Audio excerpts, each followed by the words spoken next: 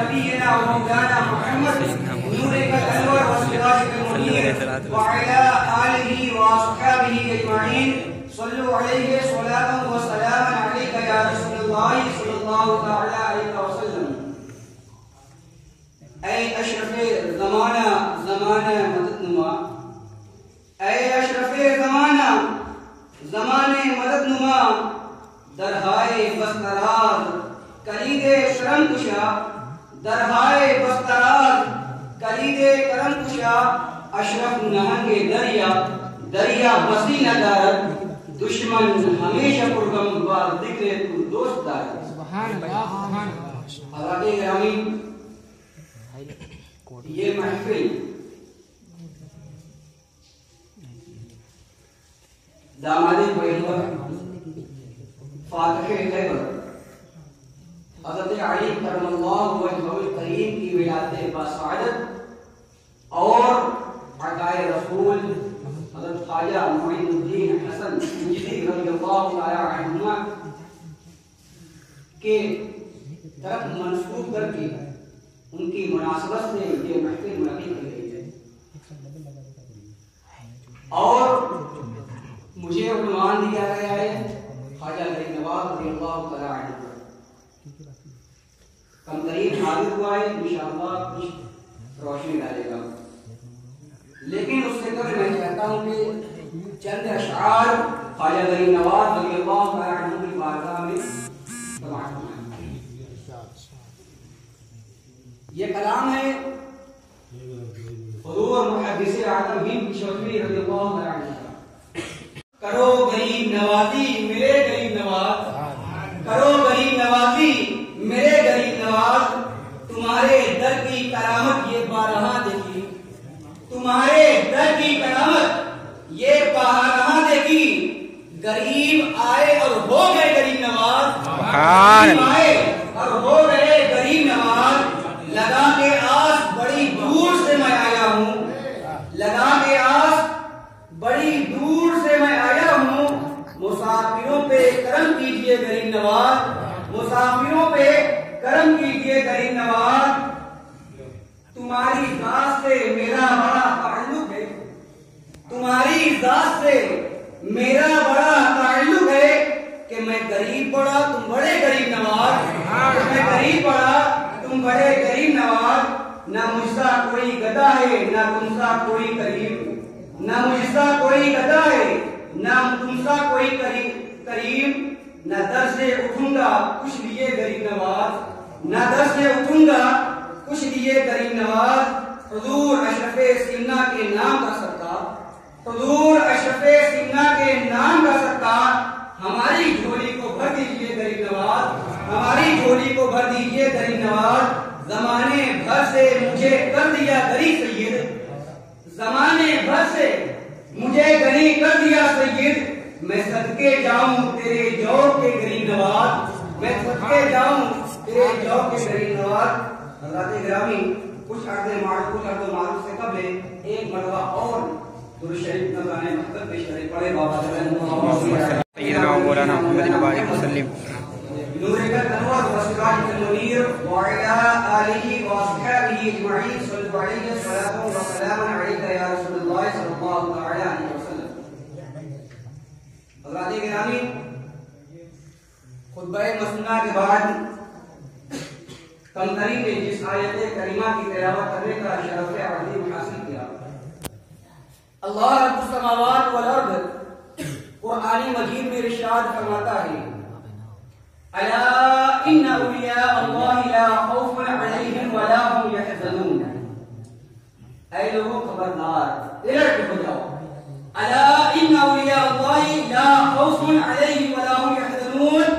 اللہ کے ولیوں کو نہ کوئی خوف ہے اور نہ وہ غمگین ہوتے ہیں. آگے پروردگار فرماتا ہے: الذین آمنوا وکانوا یتقون. اولیاء کون؟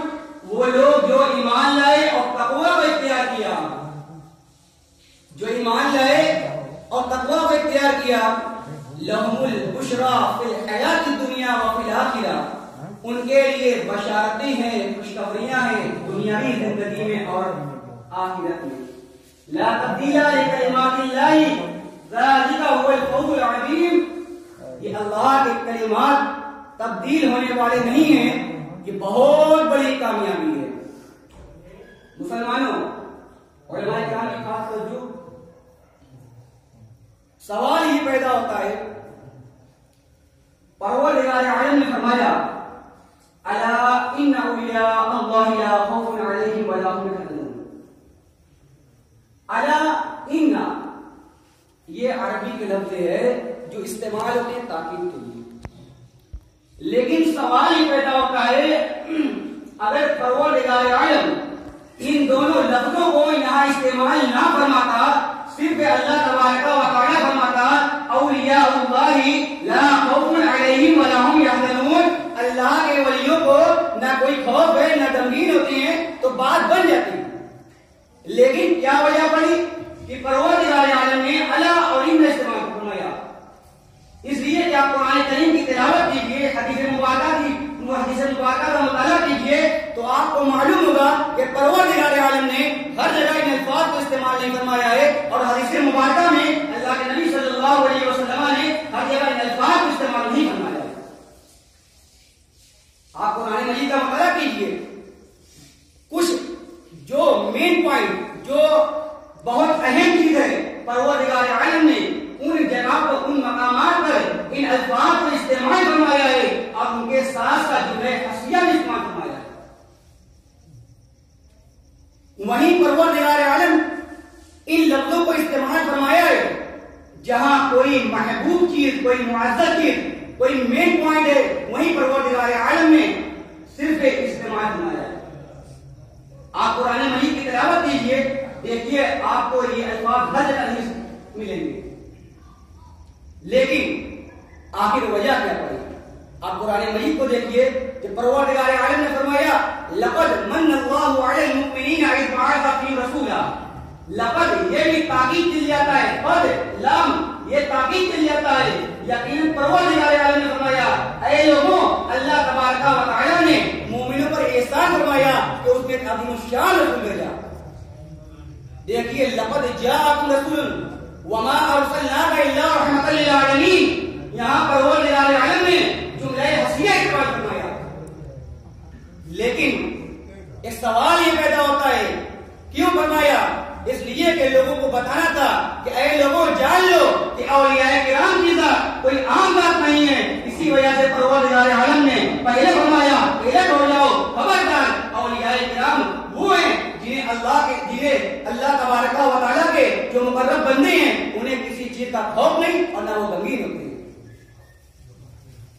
اور ایک بات یہ کہ پروردگار عالم کو معلوم تھا کہ وہ قوم جب نبی اعظم صلی اللہ علیہ وسلم کی رسالت کا انکار کر رہے ہیں، جب وہ لوگ نبی اعظم صلی اللہ علیہ وسلم کی رسالت کے منکر ہیں، تو اولیاء کرام کے فریض و برکات کو کیسے مانتے ہیں؟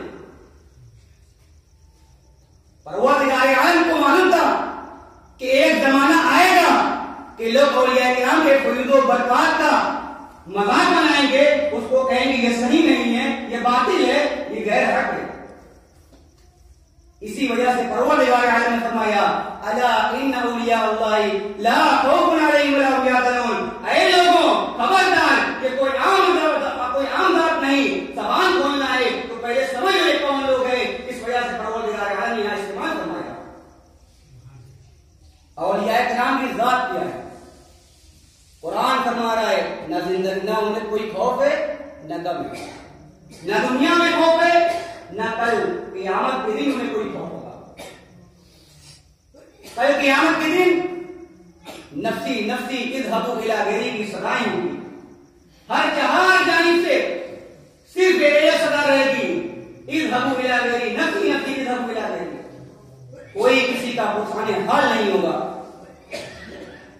اہل محشر میں سے کوئی ایسا شخص نہیں ہوگا جسے اس وقت یہ صدا نہ جسے جو شخص یہ صدا نہ کہ نفسی نفسی اس حکم لا گئی۔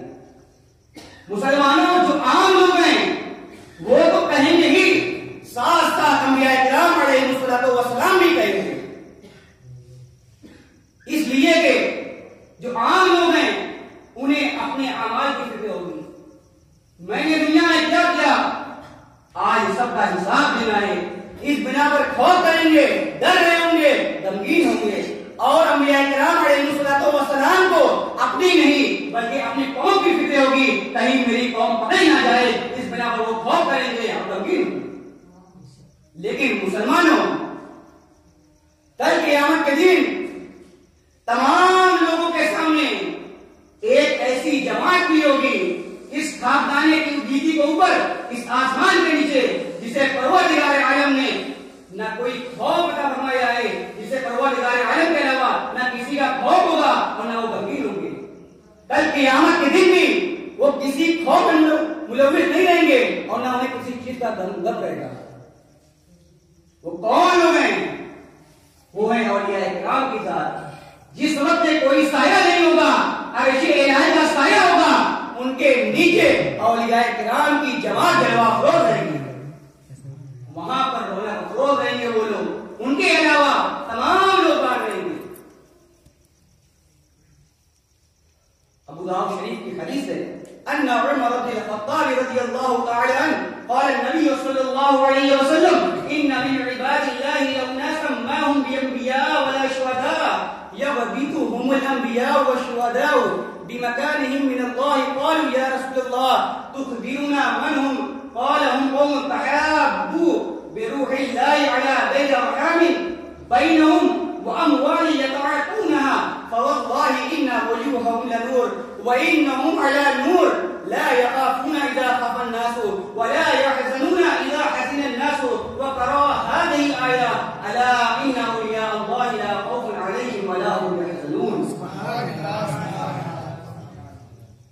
اس حدیث کے راوی حضرت عمر بن الخطاب رضی اللہ تعالی عنہ، حضرت عمر بن الخطاب رضی اللہ تعالی عنہ سے روایت ہے، پیارے آقا صلی اللہ علیہ وسلم ارشاد فرماتے ہیں ان من عباد الله لأناسا ما هم بأنبياء ولا شهداء، بے شک کل قیامت کے دن کچھ لوگ ہوں گے جو انبیاء اور شہداء نہیں۔ کل قیامت کے دن کچھ لوگ ہوں گے جو انبیاء اور شہداء تو نہیں، لیکن یغبطهم الانبیاء والشهداء بمکانهم من اللہ تعالی یا رسول اللہ، لیکن انبیاء کرام اور شہداء کرام بھی ان کے مرتبوں کو دیکھ کر رشک کریں گے، آخر ہے کون لوگ؟ قالوا، صحابہ کرام نے عرض کیا یا رسول اللہ میرے ماں باپ، ہمارے ماں باپ آپ پر قربان، تخبرنا من هم، یا رسول اللہ وہ کون لوگ ہیں جن پر انبیاء کرام علیہ السلام اور شہداء کرام رشک کریں گے؟ قال هم قوم تحابوا بروح الله على غير أرحام بينهم وأموال يتعاطونها، فرمایا وہ لوگ ہیں جنہوں نے دنیا میں آپس میں محبت پیدا کی، ایک دوسرے سے محبت کی، تو کسی رشتہ داری کی بنا پر نہیں، مال دین کی بنا پر نہیں، بلکہ انہوں نے صرف محبت، اس حدیث کے مطابق الحب فی اللہ والبغض فی اللہ، دوستی اللہ کے لیے، دشمنی اللہ کے لیے، یعنی وہ جماعت ہے جو دنیا میں جب تک تاحیات جب تک دنیا میں رہی وہ صرف اللہ کی رضا کے لیے اور نبی اعظم صلی اللہ علیہ وسلم کی رضا کے لیے لوگوں سے محبت کرتے رہے، اور ان سے دشمنی بھی فقط اللہ اور اس کے رسول کی رضا کے لیے۔ یہ نہیں کہ میرا باپ ہے، میرے والد ہے، نانا ہے، بیٹا ہے، کچھ نہیں، فقط محبت، الحب فی اللہ والبغض فی اللہ، دوستی اللہ کے لیے، دشمنی اللہ کے لیے۔ ولا اموال يتعاطونها، اور یہ نہیں کہ آپس میں کاروبار چل رہا ہے کہ ہمارا اور پروفٹ ہوگا اس سے، وہاں پاکستان زیادہ جا رہا ہے اس سے زیادہ محبت کرو، یہ نہیں، فقط اللہ اور اس کے رسول کی رضا کے لیے۔ لا يخاف والله ان وجوههم لنور وانهم على نور، بس خدا کی قسم ان کے پوشاک نوری ہوں گے، تابناک ہوں گے، اور وہ لوگ عرش الہی کے سائے بھی ہوں گے۔ لا يخافون اذا خاف الناس، وہ لوگ خوف نہیں کریں گے جب لوگوں کو خوف ہوگا، ولا يحزنون اذا حزن الناس، اور نہ انہیں کسی چیز کا غم ہوگا جب لوگ غمگین ہوں گے۔ وقرأ تلاوت فرمائی الا ان اولیاء اللہ لا خوف علیہم ولا هم یحزنون، اے لوگوں سن لو بلا شبہ وہ اولیاء کرام کی ذات ہے جنہیں کوئی خوف نہیں اور نہ وہ غمگین ہوتے۔ سبحان اللہ۔ مسلمانوں، اولیاء کرام دنیا میں بھی انہیں کسی چیز کا خوف نہیں ہوتا اور کل قیامت کے دن بھی کسی چیز کا خوف نہیں ہوتا۔ کنز الایمان میں امام احمد مسند کے حوالے سے ایک روایت ہے، اس حدیث کے الفاظ یہ ہیں یدع اللہ لهم یوم القیامت منابر من نور فیجلسون علیہ وان ثیابهم لنور ووجوہهم لنور، یعنی پروردگار عالم کل قیامت کے دن ان لوگوں کے لیے نور کا منبر بنائے گا اور وہ لوگ اس پر جلوہ افروز ہوں گے اور ان کے چہرے تابناک ہوں گے، ان کے چہرے منور ہوں گے اور ان کے پیشاب اور ان کے پوشاک، ان کا کپڑا منور ہوگا۔ مسلمانوں، اولیاء کرام کی فضیلت ہوگی، کتنی فضیلت اللہ کے نبی صلی اللہ علیہ وسلم نے بیان فرمائی اور قرآن مجید میں پروردگار عالم نے بیان فرمایا۔ اولی کون ہے؟ الذین آمنوا وکانوا یتقون، ان کی صفت کیا ہے؟ صفت یہ ہے کہ وہ ایمان والے ہوں گے اور انہوں نے تقوی کو اختیار کیا، یعنی متقی ہوں گے۔ قرآن میں پروردگار عالم دوسرے مقام پر خود ارشاد فرماتا ہے ان اولیاءہ الا المتقون، فقط متقی ہی اللہ کے ولی، اللہ کے دوستی ہیں۔ اور دوسرے مقام پر پروردگار عالم ارشاد فرماتا ہے ان الذین آمنوا وعملوا الصالحات سیجعل لهم الرحمن ودا، بے شک وہ لوگ جو ایمان لائے اور نیک عمل کیے پروردگار عالم انہیں اپنا محبوب بنا لے گا۔ مسلمانوں، آپ کوئی شخص آسمان میں اڑ رہا ہے، کوئی دریا میں چل رہا ہے تو دھوکے میں نہ رہیے، یہ نہ سمجھیے کہ وہ ولی ہے۔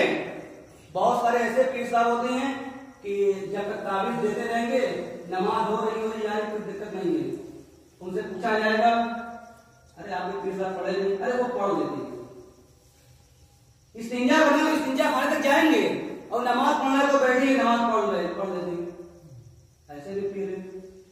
لیکن مسلمانوں، یہ پیر نہیں، حقیقت یہ پیر ہے، کیونکہ یہ قرآن کے خلاف عمل کر رہے ہیں۔ جو قرآن کے خلاف عمل کرے وہ پیر کیسے ہو سکتا ہے؟ قرآن فرما رہا ہے الذین آمنوا وکانوا یتقون، وہی ہے جو ایمان لائے اور تقوی کو اختیار کرے، گناہوں سے اجتناب کرے۔